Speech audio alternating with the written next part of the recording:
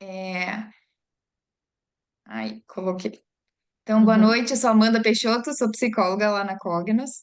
E hoje eu convidei a Giovana para vir falar um pouquinho para a gente sobre alguns desafios emocionais da superdotação, né? É um tema aí que é super é, importante na nossa prática clínica, principalmente para quem está na psicoterapia, mas também para quem faz avaliação, para a gente saber o que pode estar acontecendo sobre com as questões emocionais do nosso paciente, e também para os pais, pensando aí em compreender cada vez mais as características emocionais dos filhos, né? Então, também aproveito para falar que a gente tem o nosso congresso aí, está chegando, vai ser agora em maio, dia 16, 17 e 18 de maio, vai ser online. A gente convidou, né, vários participantes muito legais. A gente vai ter palestrantes internacionais falando sobre as hiperestabilidades. A gente vai falar sobre PEI, né? A gente vai falar sobre os desafios e também estratégias com as crianças superdotadas. A gente vai falar de avaliação de pré-escolar. Vão ser vários temas. é, Bem bacanas para quem está envolvido na área, tanto profissionais, não é só para psicólogos, né? A gente fez pensando em vários profissionais que trabalham na área e também para pais que estejam interessados, tá? Então é isso. Queria agradecer a Giovana por aceitar meu convite. É, eu acho que é muito legal ter essa troca, assim. A gente tem uma caminhada juntas também, já trabalhamos juntas. E E estou muito feliz que você aceitou o convite hoje. E agora eu passo a palavra para você, Gi, fica à vontade. Obrigada, Amanda. Agradeço o convite. Acho que sempre é muito prazeroso ter esses momentos de trocas com você. Eu fiz a palestra numa tentativa assim de pensando em vários públicos, né? Então, psicólogos, pais, profissionais que de alguma certa forma atuam com a superdotação. Acho que assim são informações relevantes. Vou tentar aqui trazer alguns exemplos de diferentes realidades. Caso alguém tenha algo a contribuir, alguma pergunta, eu peço que mande no chat, que aí eu vou tendo esse controle. Às vezes o que você perguntou, vou explicar num slide futuro, enfim. Então, acho que a gente faz dessa forma. É, eu já participei muito de reuniões virtuais e eu fui a pessoa da câmera desligada. Então, tudo bem se você quiser ficar com a câmera desligada, mas vai ser um prazer ver o seu rosto e ver com quem eu estou falando e conversando a respeito. A Suelen postou que não está ouvindo. É só ela ou vocês todos não estão me ouvindo? Aqui está normal. Isa, me dá um ok que você é a única que eu tô te vendo. Ok, obrigada. Então, ok, beleza. Bom, o que eu queria colocar aqui, né, é que são slides baseados na literatura científica, mas também com base na minha experiência na clínica. Ah, a superdotação, ela é um perfil heterogêneo, então pode ser que tenha algumas questões colocadas aqui que vocês não percebem no filho de vocês ou no paciente de vocês e vice-versa. É algo para a gente tentar aí como ter um olhar um pouco mais amplo, certo? Então vamos lá, os desafios emocionais da superdotação. Acho que, não sei você, Amanda, ou outros profissionais que estão aí, mas já ouviram dos pais essa pergunta, né? Que se determinado comportamento ou sintoma é decorrente da superdotação. Então, ele é ansioso por causa da superdotação, essas características são por causa da superdotação, e aí a gente vem a essa pergunta, né? Ser superdotado é um fator de risco ou de proteção?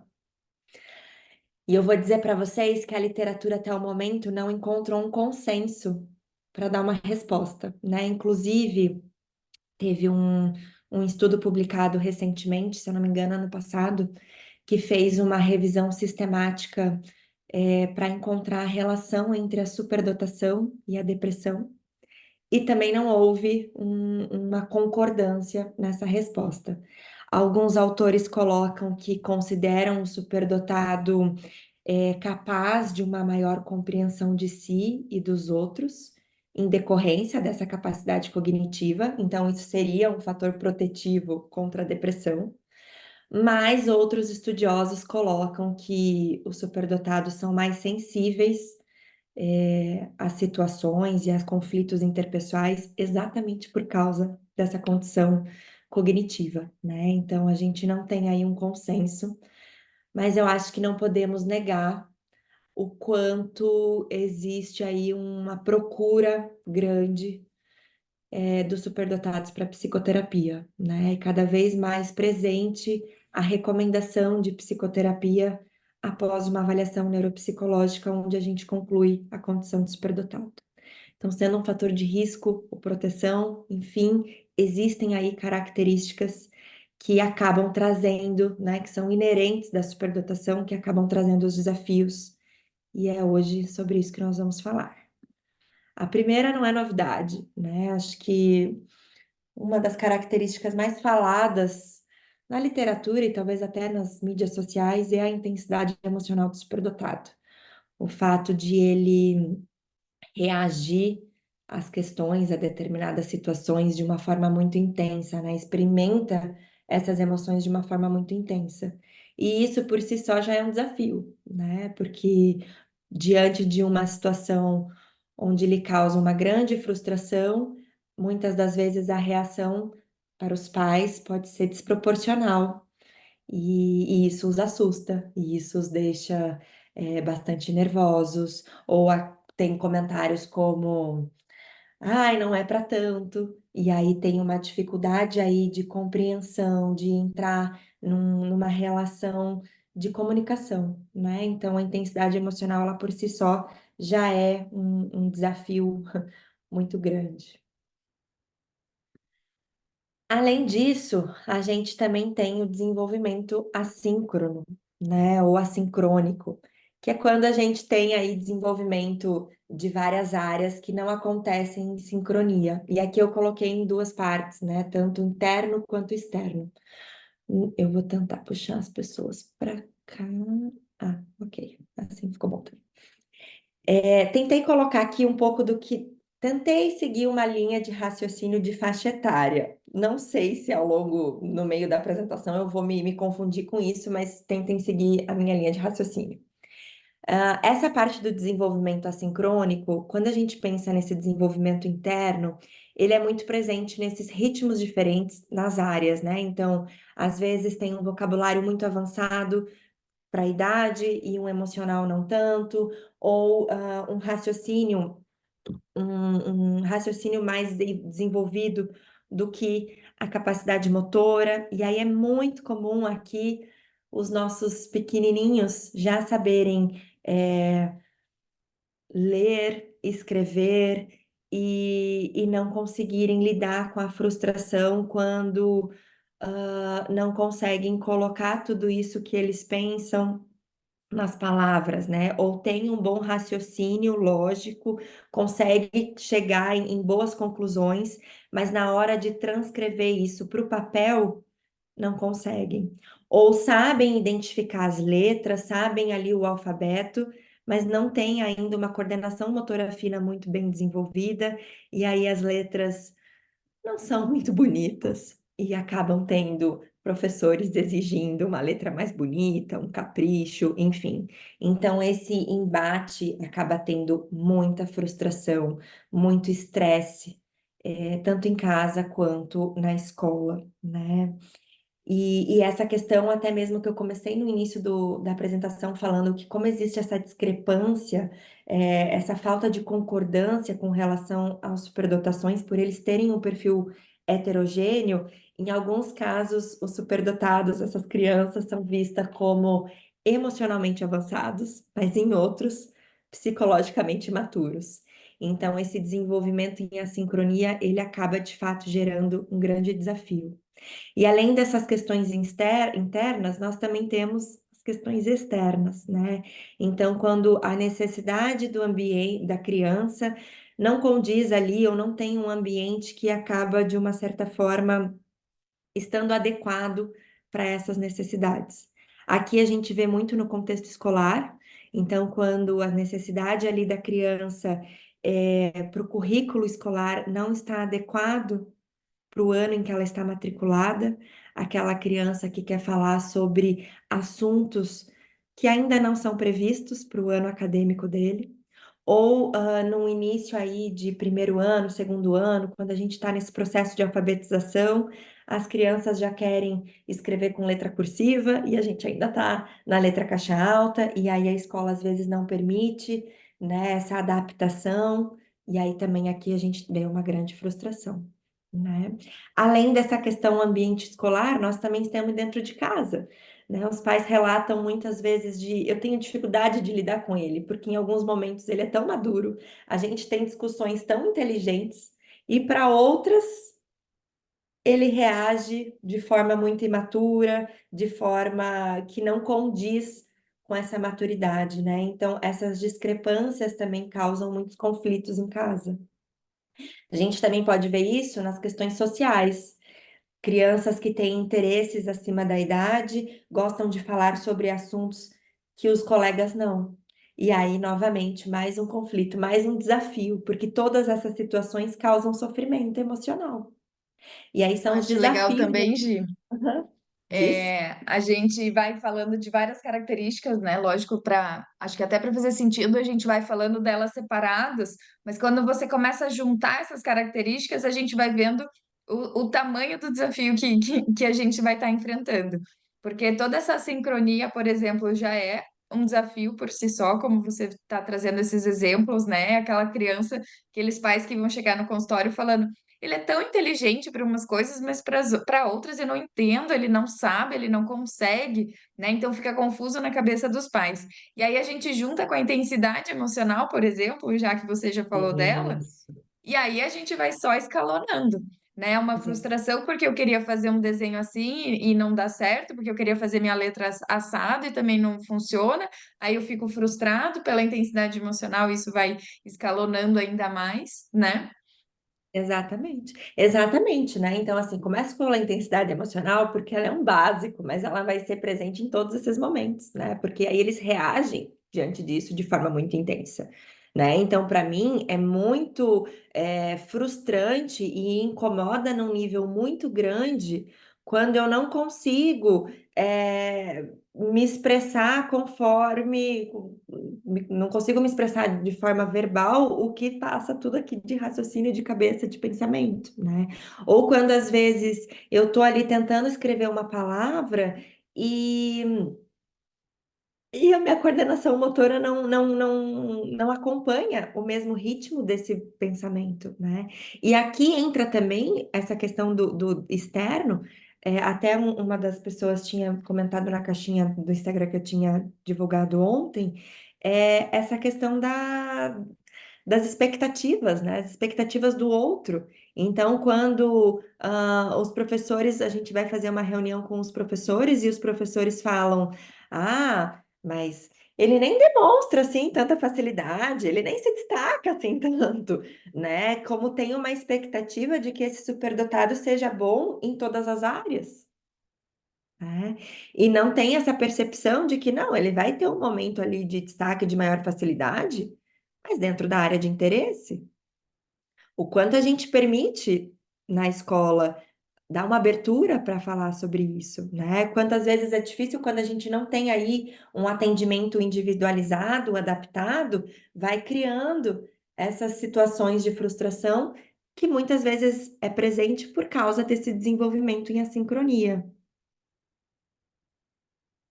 Aí a Fernanda colocou aqui: o déficit da caligrafia é por conta do funcionamento cerebral e não do emocional, ou tudo junto? Na verdade, como a gente tem esse desenvolvimento que acontece em assíncrono, né? Não acontece em sintonia, é como se eu tivesse um intelectual muito mais desenvolvido, né? Onde eu consigo fazer ligações, conexões mais rápido, e a minha coordenação motora ainda não está tão desenvolvida quanto esse intelectual. Então, muitas das vezes, a coordenação motora não acompanha a velocidade desse raciocínio.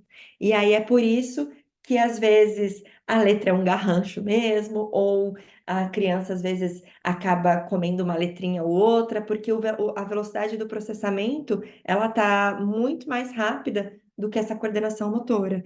E aí, quando eu me deparo com algo que não ficou tão bom, ou quando eu tô ali tentando demonstrar o meu conhecimento e a professora fala: ai, fulaninho, precisa de mais capricho nessa atividade, ou não, tá todo mundo aqui fazendo, repetindo várias e várias vezes o alfabeto. Você também precisa fazer isso? Aí vem, né, essa intensidade emocional muito grande.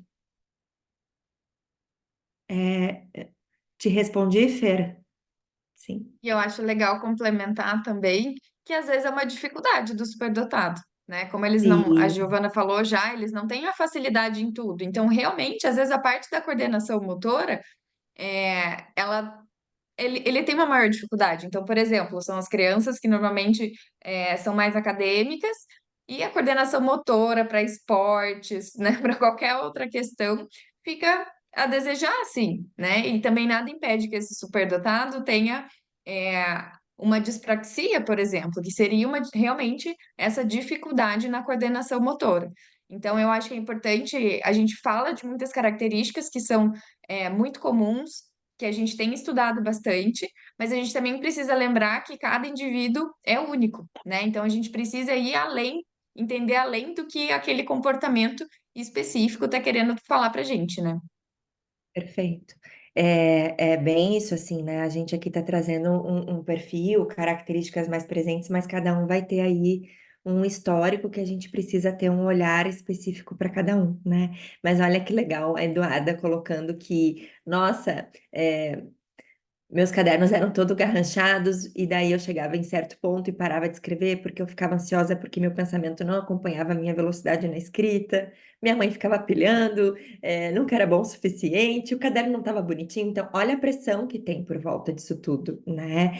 E esse desenvolvimento, dessa forma, dessa cobrança, dessa exigência, muitas das vezes faz com que o superdotado tenha um comportamento de desistir, de não querer mais fazer, e isso tem muito a ver com o próximo slide, né? Então, quando a gente tem essas frustrações que acabam não correspondendo às expectativas dos outros, ou quando eu não alcanço ali o meu objetivo ou o resultado que eu gostaria, enfim, tudo isso vai de fato afetando na autoestima deles, né? Tanto que entre os principais fatores que afetam o desenvolvimento da autoestima do superdotado estão a família e a escola. A família, por muitas vezes, ter essa cobrança, ter essa exigência, às vezes até uma alta expectativa com relação ao comportamento da criança ou do adolescente. E a escola, porque muitas das vezes não tem essa compreensão desse funcionamento, né? E aí, diante desse contexto onde eu vejo que eu quero fazer a letra cursiva e tá todo mundo ainda na caixa alta, e eu começo a perceber que talvez eu não estou igual aos colegas, tem algo de diferente comigo. É muito comum eles tirarem conclusões equivocadas, né? E aí se verem como os estranhos, como os desajustados, os problemáticos. Às vezes, essa capacidade mais desenvolvida da questão verbal, linguística, faz com que eles falem coisas que não são compreendidas pelos colegas, ou muitas vezes, né, a professora vai limitando essa fala, porque não. Oh, meu Deus, apertei no lugar errado, pronto. Porque não condiz com, com o que está ali sendo conversado ou esperado, e aí a gente vai tendo uma baixa autoestima. É muito comum, e é triste isso que eu vou falar, mas é muito comum nas sessões de psicoterapia, os pacientes, assim, acima de 10 anos, relatarem que não gostariam de ser superdotados, né? De acharem que isso é algo ruim, de acharem que isso acaba atrapalhando muito o cotidiano, o dia a dia, as relações, né? Então tem uma autoestima muito rebaixada. E esse é um grande desafio, a gente tentar lidar com essas facilidades, com as dificuldades, mas ainda preservar essa percepção sobre si de uma forma mais realista, mais positiva, né? Saber usar essas características a seu favor também.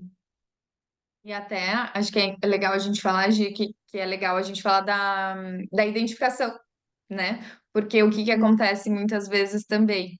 É uma criança que está se sentindo diferente de todo mundo, uma criança, um adolescente está se sentindo diferente, ele percebe que ele aprende de uma forma mais rápida que os colegas, ele tem interesses diferentes, ele muitas vezes começa a não tenho com quem conversar, ninguém entende muito bem, ninguém está afim de conversar sobre o que eu falo, e a tendência é o quê? Se sentir como o ETzinho ali, né? Eu que sou o exato. estranho.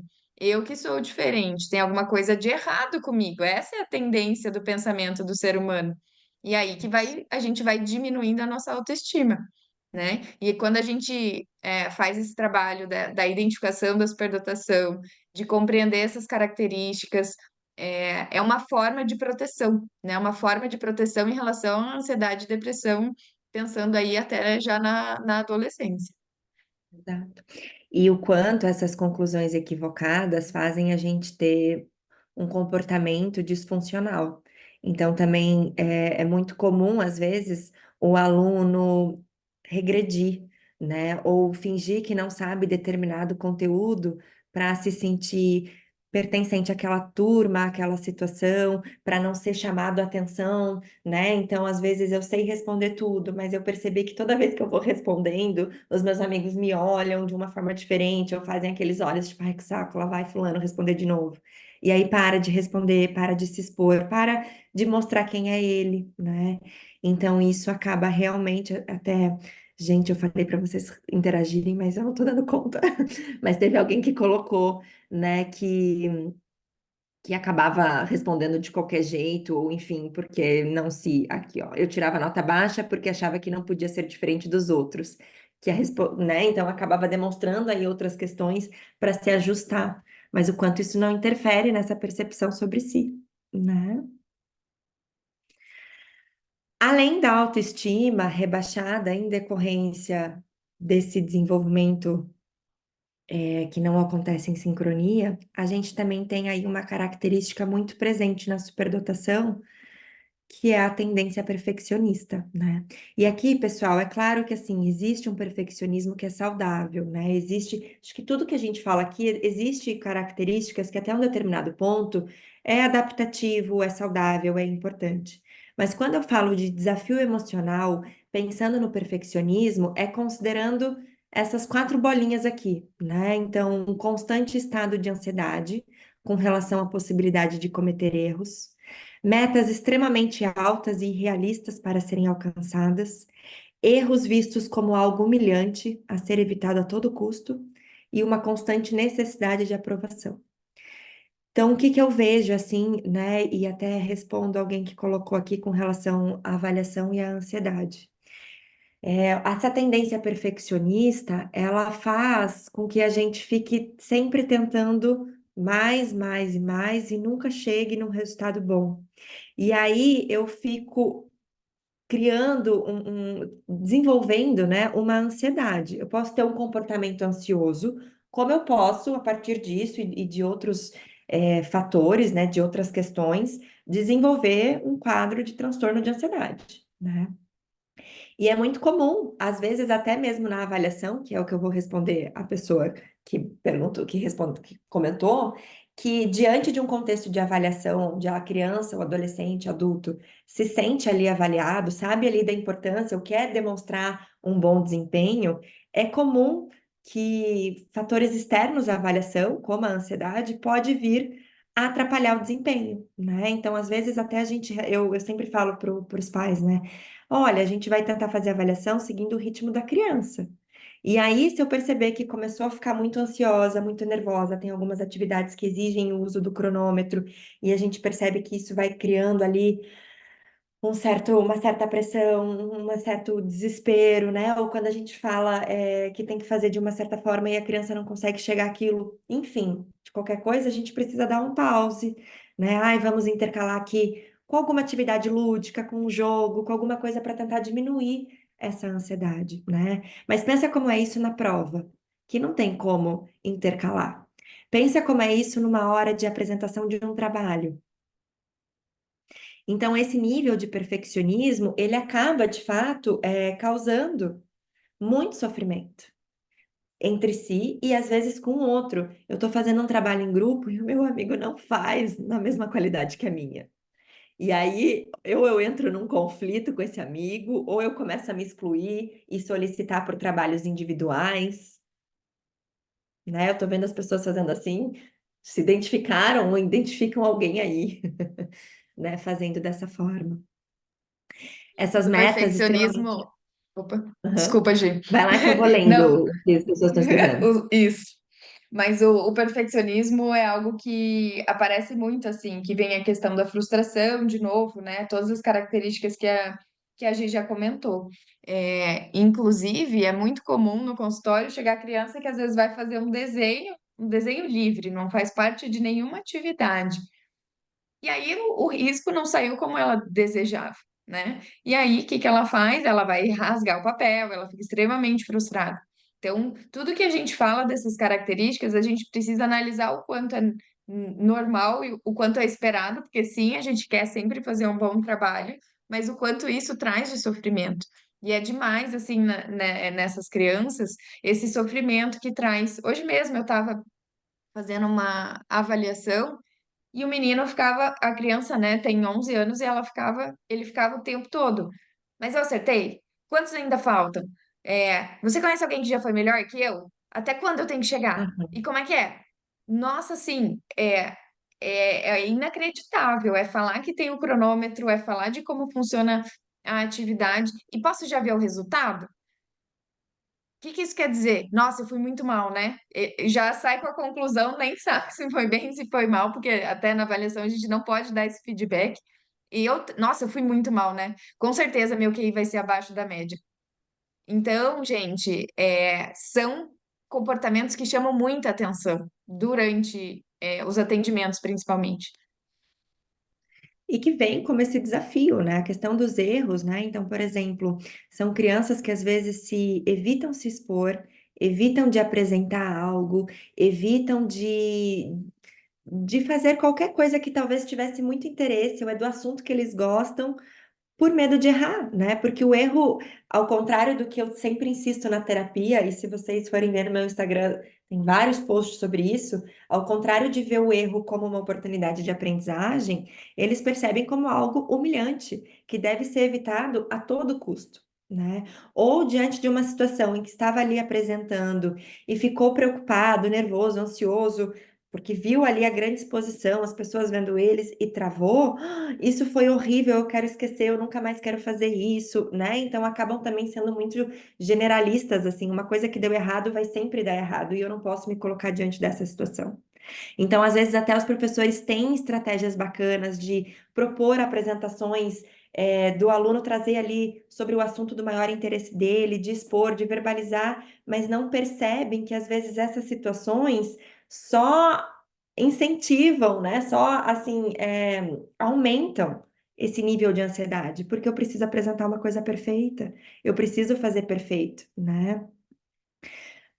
E aí, exatamente por precisar ter esse perfil, essa tendência mais perfeccionista, eles costumam ter essa tendência a sempre querer a aprovação dos outros, né? Então, se a professora não falou tão bem da minha letra, ou se a professora elogiou a letra do fulaninho e não falou nada na minha vez, ela não gostou, não ficou bom, não foi ótimo, né? E aí sofre, não quer mais se expor, não quer mais se colocar diante daquela situação.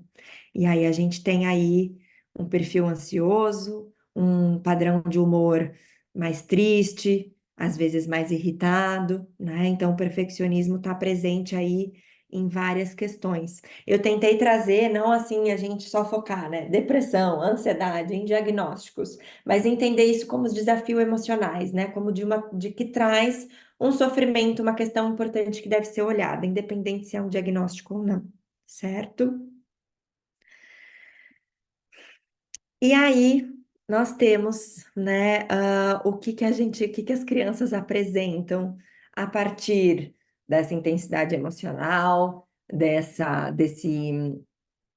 tendência perfeccionista, dessa discrepância aí nos desenvolvimentos. Então, sim, comportamentos ansiosos, que era o que a gente estava falando, Perfeccionismo, ele é assim, ó, anda juntinho com a procrastinação. Porque como eu não consigo fazer do meu jeito, como não sai conforme aquilo que eu queria, eu vou deixando, deixando e procrastinando. E aí, olha que complicado, né? Aos olhos dos outros, pode ser visto como um aluno desleixado, que não se atenta aos prazos, que não é responsável, né? E na verdade, não, é porque não quer se deparar com essa questão de não ficar tão bom quanto ele gostaria, então vai deixando para depois. Tem gente aqui se identificando bastante com isso, né? Vem a insegurança de se expor e não ter uma boa aprovação, a insegurança de, por causa dessa autoestima rebaixada, então, de achar que as pessoas consideram e acreditam em tudo que as crenças que ele tem sobre si, né, sobre ser um desajustado, ser uma pessoa estranha, né, até a Amanda falou um ET. Então, existe essa insegurança, insegurança de expor o que gosta. Até teve alguém que falou sobre isso, que às vezes deixava de expor os seus interesses porque percebia que os outros tinham olhares, de desaprovação. Então, às vezes, a insegurança de mostrar o que é para não e o medo de não ser aceito, de não ser compreendido, né? É, alterações no humor, então essa frustração grande quando eu não consigo fazer como eu quero, quando eu não consigo ser compreendido, né? Acho que hoje em dia é um dos principais motivos pela busca da psicoterapia, essa alteração do humor. Os pais percebem muito e se preocupam muito. Ele sai da escola chateado, ele anda triste, eu não vejo mais o brilho nos olhos dele. Ou, nossa, é, ele anda irritado, qualquer coisa que a gente fala é motivo para uma explosão, para uma situação assim que a gente não tem mais conseguido lidar, contornar. A insegurança, junto com a ansiedade, traz o retraimento, sentimento de desajuste. Acho que aqui está todo mundo percebendo, né, essas dificuldades e essas questões. Esses são comportamentos internalizantes, mas nós também temos os comportamentos. Aliás, né, a questão dos comportamentos internalizantes, a gente também tem a questão da família querer esperar comportamentos típicos, né? Então, assim, querer que a criança tenha aí alguma questão que já é esperado para uma criança mais velha, né? E aí, em alguns casos, a gente não encontra isso, e aí vê esse sentimento de desajuste, porque o meu pai espera isso uma coisa de mim, eu não consigo, o medo de decepcionar, de não conseguir. Às vezes eu vejo também essa questão da necessidade da aprovação. Já tive alguns pacientes que não queriam trazer o que estavam realmente acontecendo por não querer me decepcionar, por não querer mostrar que está tendo dificuldade, que não está conseguindo, né? Então, isso é muito presente, vem aí no porte dos internalizantes. Mas a gente também tem os comportamentos externalizantes. Inclusive, as pesquisas mostram, né, que crianças superdotados entre 10 a 18 anos são mais vulneráveis a problemas comportamentais. E as crianças superdotadas apresentam maior porcentagem de problemas de comportamento de externalização, sobretudo os meninos, do que do que os de internalização. Então, é muito comum as crianças e principalmente os meninos, essa dificuldade de autorregulação. E aí ter um comportamento mais explosivo, né, de bater, de socar, de brigar, de ter um comportamento mais hostil, mais agressivo, de às vezes ter um confronto com autoridades, sejam os pais, os professores, né? Então é comum a gente ver essas questões. Deixa eu só ver. E aí as explosões acontecem na escola e os colegas tiram sarro, exatamente, né? Os colegas tiram sarro, as escolas entram em contato com as psicólogas desesperadas, porque a gente está tendo conflitos e como lidar com tudo isso, né? O perfeccionista desiste antes de tentar para não se frustrar. É possível, é bem comum. E aí, todas essas questões que a gente traz, vocês percebem que ela reflete em tudo, né? É difícil, até teve alguém que falou, é difícil dizer, né, se é superdotação, se é TDAH, se é porque tem vários comportamentos aí que a gente vai encontrando em vários perfis de crianças, né? Mas é comum encontrar esses comportamentos no perfil da superdotação. E o que mais traz hoje, assim, além desses desafios emocionais, né, do próprio sofrimento psíquico, que eu acho que a partir disso já é algo para a gente estar atento, procurar um apoio psicológico, oferecer esse ambiente de acolhimento e de validação, existe um outro fator que aqui me preocupa bastante, que tem sido, assim, um dos motivos maiores de procura terapia. O mundo da socialização, né? Então, assim, o desafio de conseguir criar vínculos, o desafio de se sentir pertencente a um grupo, de fazer ali seus amigos, o desafio de se expor diante dessa situação e de ser diferente, porque todo mundo é, né? Mas ali eu acho que tem alguns comportamentos da superdotação que durante a infância e adolescência eles ficam mais evidentes. E aí aqui vem o bullying, vem agora, né, no mundo tecnológico, o cyberbullying, e aí a gente tem jovens que não conseguem lidar com essas questões, não conseguem trazer para os pais esses desajustes dentro da socialização, e aí vem mais um desafio emocional aí dentro, né? E aí sim, todas essas questões de comportamentos internalizantes e externalizantes, muitas das vezes por causa dessa dificuldade de interagir, de socializar, de ter um grupo, né? Eu acho que todo mundo, em algum momento, já se viu nessa situação ou percebe seu filho nessa situação. E da Sobre dificuldade de... Pode falar. de novo, tentando juntar todas as características, né? Vamos pensar numa criança extremamente sensível, com essa intensidade emocional. Normalmente, ela já vai ser taxada, como a dramática, né? Porque qualquer coisa é um drama, tudo é muito. E aí, eu tenho uma dificuldade de socialização, e quando eu resolvo comunicar, de repente falar o que está acontecendo, o quanto isso vai ser realmente validado ou vai ser taxado como, é drama dela de novo, né? Tem que levar mais na brincadeira.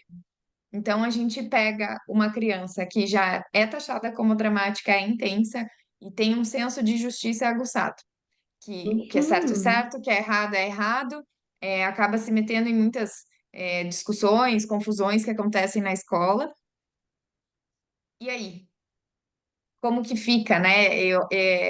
E esses são os desafios de trabalhar com a superdotação, né? Porque até que ponto entender o lado de cada um, o que que vem passando, né? Que às vezes a pessoa até tinha razão, mas ela perdeu a razão pela forma como ela comunicou. De novo, socialização, habilidade social, né? De como comunicar o que que eu tô pensando, o que que eu tô sentindo.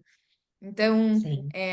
a gente pode ter vários casos de diferentes características, só falando sobre essa dificuldade de socialização, por exemplo. Somado a isso, a gente teve uma pandemia, que para essas pessoas, Sim. muitas vezes, foi excelente, porque eu pude ficar em casa, eu não precisei me socializar. Foi um tempo de férias, mas foi um tempo em que eu deixei de desenvolver habilidades que são super importantes para o mundo de hoje, né? De que eu preciso estar presente, eu preciso encontrar com pessoas. Então, a pandemia também veio como uma forma de esconder essas pessoas. Então, eu não desenvolvi a habilidade de resolver problemas, eu não desenvolvi a habilidade, de me comunicar socialmente. Iniciar Então, conversas, de saber interagir, né? De ter esse olhar de até que ponto eu estou falando e não deixando o outro interagir, ou se eu estou dando espaço para esse interagir, né? Muito comum, muito presente, perfeito, Amanda. Né? E a socialização também nessa infância, o quanto é difícil encontrar colegas do mesmo interesse. Então, é muito comum eles quererem interagir com pessoas mais velhas, né? Às vezes os pais relatam, ai, perguntei como é que foi o intervalo na hora do recreio, e me contaram e ele me contou que ficou conversando com o inspetor.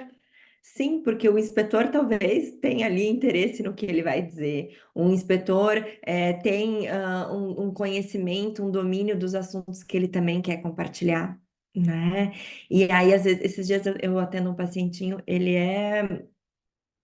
tem 7 anos, e ele super feliz porque tinha interagido com o pessoal do ensino médio, né? E aí, olha que difícil, porque, claro, o ensino médio talvez também não vai querer ser amigo de uma criança de 7 anos. Ali interagiu, achou legal, nossa, sério que você sabe sobre isso? Mas para por aí, né? Então, o quanto é difícil esse momento dentro do ambiente acadêmico e o quanto é difícil desenvolver essas habilidades que muitas das vezes eles não querem exatamente pela baixa autoestima.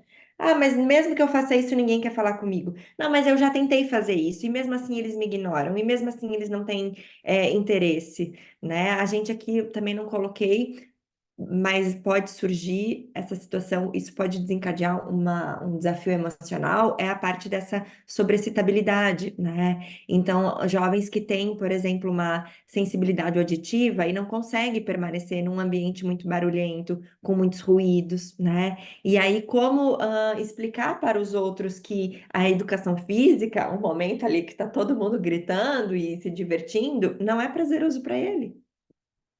E aí, como conseguir fazer com que os outros percebam isso e, opa, vamos ajustar aqui o tom de voz dentro da sala de aula, né? Então, esse olhar para as características acaba sendo, muitas das vezes, pelo julgamento, pelas tirações de sarro, pelas provocações. E aí a gente cria aí um ambiente, né, de bullying, ou situações daí onde o superdotado se vê numa necessidade de se defender, ou exatamente pela dificuldade de autorregulação, acaba explodindo, acaba reagindo de forma agressiva.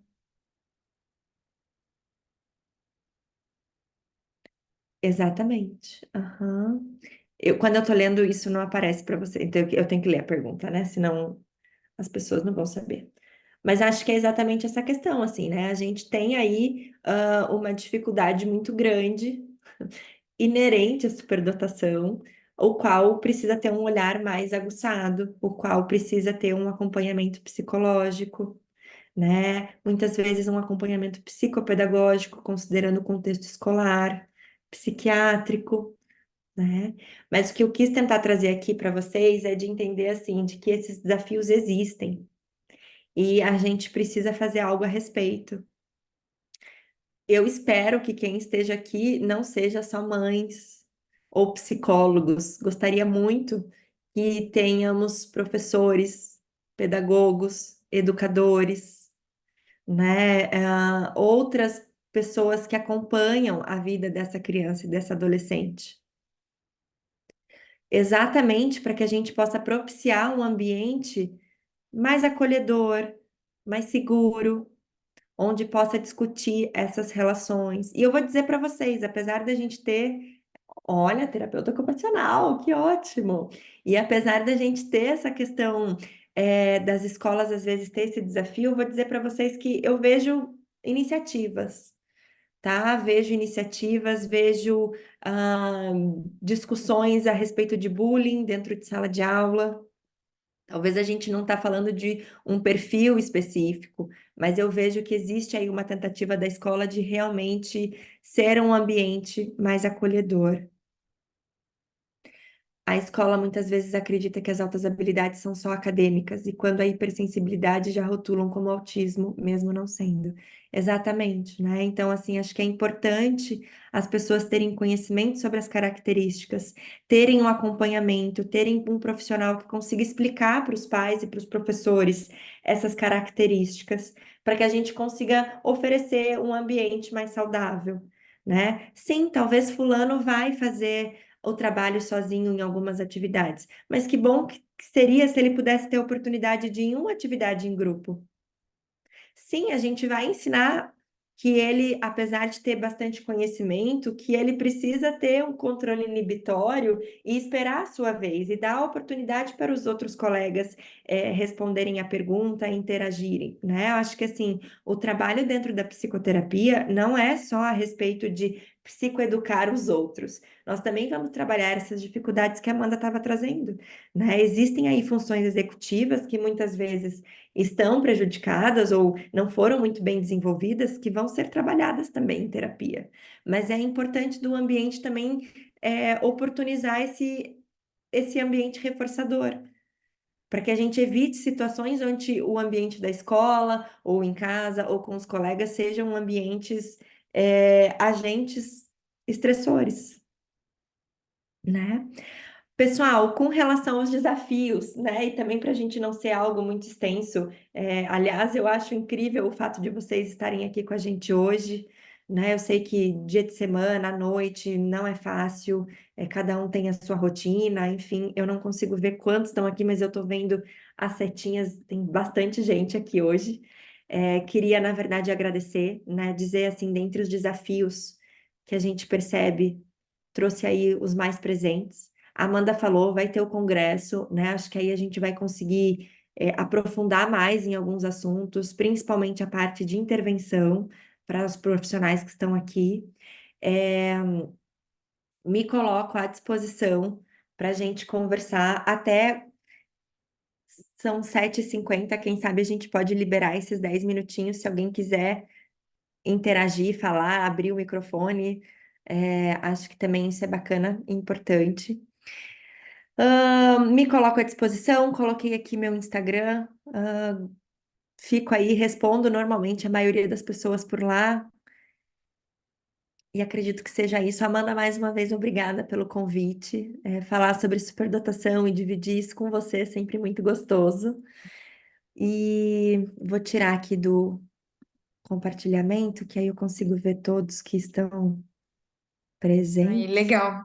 Imagina, Gi, eu que agradeço. Se alguém quiser abrir o microfone agora, quiser participar um pouquinho, conversar um pouquinho. Eu vi vários comentários aqui falando sobre o rótulo até de outros transtornos, né? Falando, já acha que é TEA, ou até sobre o TDAH. E eu acho que esse campo da superdotação também só tem o que crescer, tanto na parte de intervenção quanto na parte de avaliação. Hoje, pensando, né, profissionalmente, os nossos instrumentos são muito simples, né, para uma área Sim. tão complexa. Então, eu acho que quanto mais a gente promover esses ambientes para a gente poder falar sobre isso, para a gente discutir situações específicas, características específicas, a gente só tem a agregar, porque realmente ainda tem muita coisa para a gente aprender sobre essa condição, né? E isso que a questão da testagem, muitas das vezes também, ela acaba focando muito mais no perfil acadêmico. A gente deixa muito de lado os testes psicológicos, né, e os padronizados, deixa muito de lado os produtivos criativos. E esses também são um público-alvo que acaba trazendo muito desafio dentro da escola, porque não são acadêmicos. E aí entra naquele conflito: como assim é superdotado? Mas não vai bem em determinada matéria, mas não tem um bom desempenho, né? É algo muito complexo, né? E às vezes muito complexo em uma avaliação, num período de 6, 8 sessões, você bater um martelo com relação à condição, a essa dupla condição, né? É do Tem uma pergunta autismo, é da aqui. superdotação, é do TDAH, e aí tem isso, né? Também tem coisas que é da característica da sua criança, do temperamento dela. Vamos parar também de colocar em caixinhas. É o que está acontecendo, vamos trabalhar com isso, né? Não precisa ter um rótulo sempre, um diagnóstico sempre, né? Pode ser uma questão mais da personalidade do ambiente que a criança está inserida, né? Tem uma Exatamente. pergunta aqui, Gi, qual é o maior desafio para conseguir divulgar esses assuntos fora do âmbito escolar ou acadêmico? Eu vejo, minha opinião, né, pela minha experiência, assim, eu vejo muito preconceito em falar sobre a superdotação. Porque sim, ainda existe um preconceito no sentido de, todo superdotado é um gênio, as pessoas não têm esse conhecimento de realmente o que é a superdotação, quais são as características. A gente não está falando só de uma criança que é super inteligente, que vai bem na escola. Então, existe esse lado de preconceito de, a facilidade, ele tem facilidade. não precisa de ajuda. Vamos olhar só para quem tem dificuldade, né? Então, eu vejo que essa é uma barreira que existe, muito grande. É muito difícil falar sobre superdotação, porque as pessoas acham que já vem uma questão de estar se achando demais, o ego é muito grande. Então, eu vejo isso como uma barreira para falar sobre superdotação em muitos ambientes. Perfeito. E você trouxe uma questão importante também, né? É muito comum, às vezes, o superdotado ali, diante de querer falar sobre o assunto que conhece, né, que tem conhecimento, e ser visto pelos outros como arrogante, como prepotente, né? E aí vem de novo aquela dificuldade da socialização que a gente estava falando, porque acham que ele se acha demais, às vezes acham que ele não escuta, né? Às vezes professores também têm essa percepção, mas sem dúvida, existe um preconceito, existe uma falta de conhecimento, né? O mito da superdotação, do ser bom em tudo, de enfim, né? Esses mitos ainda são muito presentes na temática. Então, eu acho que é um maior desafio para os outros, né, com relação aí saindo desse ambiente acadêmico escolar. E também a questão do desafio da escola é porque a gente está com duas questões, né? As questões de necessidades educacionais, necessidades de conteúdo e as necessidades emocionais. Então, para a escola também é um desafio dar conta dessas duas questões. Com relação à indicação de livros e artigos, é, eu vou. Eu Você, pensei em você fazer um pode. drive de Isso, qualquer coisa, daí a gente divulga que põe no teu link da bio tá? e aí as pessoas conseguem acessar. Não sei, você tinha pensado em alguma Sim. outra coisa? Não, acho que é isso mesmo. Acho que eu ia falar, ai, me manda uma mensagem que eu te envio, né? Mas o Drive acaba sendo de Aí a maior gente acesso para posta no todo mundo. Instagram para todo mundo saber que a gente disponibilizou alguma coisa, ou se É, não, entre em contato direto com a gente, mas isso aqui não falta, material tem bastante coisa em inglês também. é, É, esse é o desafio também. esse é um ponto. É, muita coisa em É, inglês, mas tem muito artigo, né? A gente tem muita produção científica, assim, não tanto livro traduzido, né, para o português, mas tem muito artigo, tradutor de PDF funciona bem. Enfim, a gente se encontra aí, né? Mas tem alguns materiais, sim, que podem ser utilizados. e acho que só finalizando duas perguntinhas, né? Alguém Uhum. perguntando sobre a intervenção ABA em casos de superdotação. Eu vejo que a gente precisa olhar para a necessidade do paciente, né? O ABA a gente sabe que muitas vezes está associado com as dificuldades do autismo. Então, na minha experiência, eu vejo que, por mais que a gente possa ter uma criança superdotada e TEA, às vezes o ABA é muito pouco para essa criança, porque ela tem um nível cognitivo muito acima, ela compreende muita coisa, as dificuldades que a gente precisa intervir vão um pouco além, né? Então eu acho que não existe a Um aba não não exclui o funciona para outro, né? superdotação. A gente precisa olhar para a necessidade específica daquela criança, ver se isso vai beneficiar ou não, tá? E como fazer o diagnóstico diferencial em superdotação e autismo leve. Isso é um super desafio da clínica, pensando na avaliação mesmo. A gente tem vários instrumentos, mas ao mesmo tempo não temos nada que especifique. Então, a avaliação do autismo, né, ela é clínica, então a gente vai avaliar vários comportamentos. Então, a gente, de novo, precisa olhar dentro do contexto daquela criança, dentro do contexto daquela família, daquela casa, entender o motivo de cada comportamento. Então, assim, é um Eu trabalho acho. complexo. É. Quem Diga. sabe, Lu, nesses casos seria interessante fazer supervisão, porque aí vocês conseguem discutir exatamente, né, as características desse avaliando, o que que percebe, quais são as dúvidas, né? Como falou, não tem uma receita de bolo.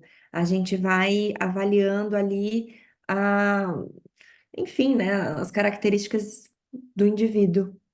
E é desafiador mesmo, gente. Na clínica, a gente está sempre discutindo. Ah, até que ponto Sim. isso é da superdotação, até que ponto isso é do autismo. Tem casos que fica um pouco misturado, né? Então, a gente precisa entender esses comportamentos, a gente precisa ver o quanto isso está impactando na funcionalidade desse paciente ou É. não. Então, realmente são casos desafiadores. Não é fácil trabalhar com avaliação também no sentido de você vai estar dando um diagnóstico, né? É algo que vai impactar bastante na vida desse paciente, então isso precisa ser discutido com muita cautela mesmo. Converse com outros profissionais, façam supervisões, Isso. porque são nesses pequenos detalhes, são nesses casos. Eu digo que sempre que o TEA leve e um superdotado é difícil, porque a linha é muito tênue para a gente entender aqueles comportamentos. E não sei Teve se uma passou mais pessoa que alguma colocou. pergunta. Acho que não, mas teve uma pessoa que colocou, hoje eu voltei no tempo. Toda a minha infância foi narrada. Obrigada pela oportunidade. Eu não sei se eu fico feliz ou triste, né? Porque se você se identificou com esses desafios, é porque olha como a gente ainda tem muito, né, a trabalhar, a evoluir, enfim. Mas eu fico feliz que talvez hoje você está sendo compreendido, né? E eu espero que ao longo dessa infância aí tenha tido oportunidades também de compreensão dos outros. As pessoas agradecendo. Acho que Acho que é é isso, isso, então, né? gente. Uhum. Que legal, fiquei bastante feliz, bastante gente participando, os comentários ativos, acho que esse é o melhor. Eu até, se alguém tiver interesse, eu mandei um vídeo lá em cima de procrastinação, acho que alguém comentou que estava Pois procrastinando. é, um TED Talks, né? Como é que eu queria ver isso também? Bem Eu, lembrado, vou- deixa eu só. eu mando. É muito, muito divertido para entender um pouquinho como a procrastinação funciona. Enfim, fica o convite para o nosso congresso agora em maio, gente. As inscrições estão abertas, é só entrar lá no Instagram da clínica, todos os palestrantes estão lá. Vai ser muito legal, a gente está muito animada. Espero encontrar rostinhos conhecidos também. E acho que é isso. Qualquer dúvida, podem mandando mensagem para a gente, pode mandar no Instagram da clínica, no meu, no da Gi. A gente vai trocando, porque essa é a ideia desse mini curso também. Perfeito. Gente, mais uma vez, obrigada. Uma boa noite para todos. E vamos juntos, né, nessa luta diária em lidar com esses desafios emocionais. Então, boa noite, pessoal. Boa noite.